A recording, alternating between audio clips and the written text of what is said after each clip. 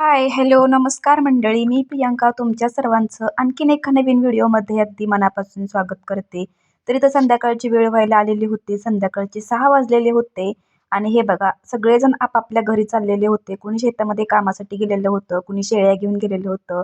तर सगळे आपापल्या घरी चाललेले होते आणि त्यानंतर मग माझं पण इथं संध्याकाळचं रुटीन चालू झालेलं होतं. तर म्हटलं आज तुमच्यासोबत पण माझं संध्याकाळचं छोटंसं रुटीन आहे ना, ते शेअर करावं. तर इथं सगळ्यात आधी मी घरामधला झाडू मारून घेतला. त्याच्यानंतर पोर्चमध्ये झाडू मारला आणि मग बाहेर पण अंगण झाडून काढून घेतलं. आणि त्यानंतर मला जायचं होतं टेरेसवरती, कारण मी खोबरं सुकण्यासाठी वरती ठेवलेलं होतं ना, तर ते मला घेऊन यायचं होतं. आणि इतक्यात थंडी इतकी जास्त वाढलेली आहे ना, तर हे बघा इथं झाडांची पानं तर पूर्ण गळून गेलेली आहेत. फक्त त्याच्या फांद्या आणि फुलंच राहिलेली आहेत. आणि इथे मी टेरेसवरती असं ना खोबरं वाळत ठेवलेलं होतं. आणि इथं खोबरे घेण्यासाठी आले ना, तर मला इथं मावळत्या सूर्याचा व्ह्यू दिसला ना, तो इतका छान आणि इतका सुंदर दिसत होता ना, की मला इथं ते बघतच राहावं वाटलं.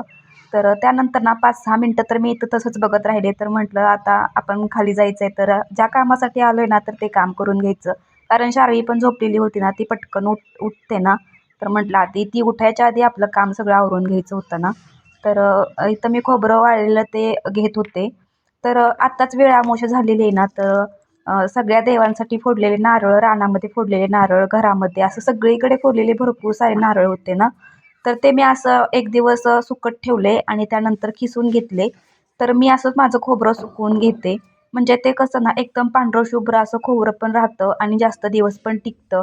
म्हणून मी असं खिसून खोबरं वाळवून घेते आणि त्यानंतर आपल्याला जेव्हा लागेल ना, तेव्हा आपण भाजीमध्ये ते मिक्सरला लावून बारीक करून आपण भाजीमध्ये घालू शकतो. तर इथे बघा आपलं खोबरं छान असं सुकलेलं आहे आणि एकदम पांढरा शुभ्र कलर राहिलेला आहे बघा ह्याचा.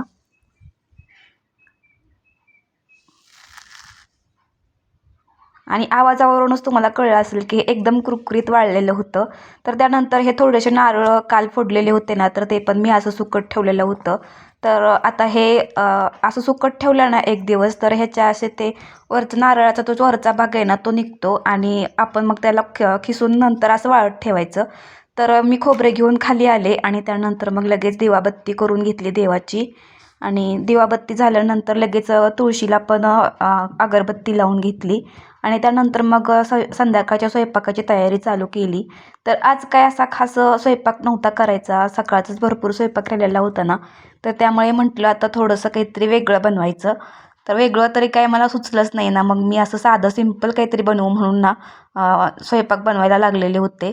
तर इथं मी आज सगळ्यात आधी तर भात शिजायला टाकला आणि त्यानंतर इथं ज्वारीची खमंग अशी भाकरी करून घेतली. आत्याने सकाळीच ठेचा केलेला होता, तर म्हटलं आज ठेचा भाकरी खायचं प्लॅन करू. तर तर इथे ना ठेच्यासोबत खायला ना मी ज्वारीची खमंग अशी भाकरी बनवत होते आणि इथे भाकरी बनवत असताना ना मला माझ्या लहानपणीची जुनी आणि गोड अशी आठवण झाली. ती म्हणजे ना लहान असताना आईवडिलांसोबत शेतात आम्ही पण जायचो ना, तेव्हा शेतात खाण्यासाठी ना आईसोबत जेवण घ्यायची आणि त्याच्यामध्ये ना माझ्या आवडीचा ठेचा हमखास असायचा. आणि त्यात शेतात आपल्या फॅमिलीसोबत बसून ठेचा आणि ज्वारीची खमंग भाकरी खायची मजा काय वेगळीच होती ना. आणि त्यात हाताने फोडलेला कांदा आणि सोबतच पात्र्याची भाजी, कांद्याची पात हे सगळं खायला ना त्यासमोर महागडे हॉटेल पण त्यावेळेस फेल वाटायचे. आणि आज ते लहानपणीचे दिवस आठवले ना आणि खरंच माझं मन ना त्या आठवणीने भरून आलं. तर इथे ना माझ्या भाकरी पूर्ण बनवून झालेल्या होत्या.